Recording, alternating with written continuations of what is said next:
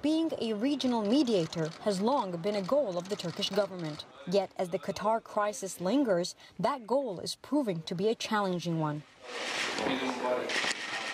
On June 5th, Saudi Arabia, the United Arab Emirates, Bahrain and Egypt cut economic and diplomatic ties with Qatar over allegations of terrorism funding.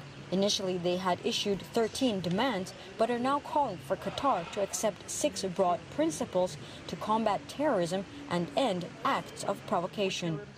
Qatar denies the accusations. Turkey has repeatedly called for political dialogue and has since met with leaders of both sides of the conflict. When the crisis began, Turkey was quick to show solidarity with Qatar. Ankara has already sent 200 cargo planes of aid and expedited the deployment of Turkish troops to Doha. Yet prior to Turkish President Tayyip Erdogan's trip to the region, Turkish presidential spokesperson emphasized the importance of Saudi Arabia and Kuwait in resolving the crisis.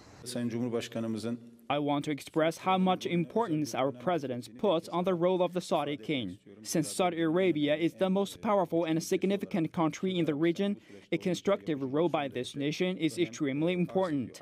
In the same way, the mediator role of the Emir of Kuwait is very valuable.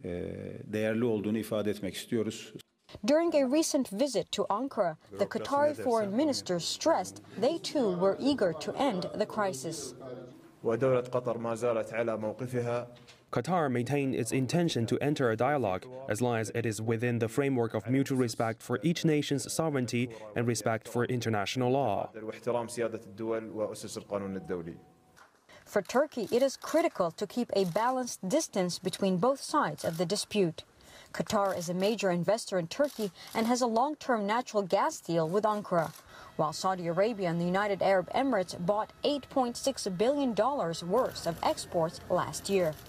Michal Bardavid, CGTN in southern Turkey.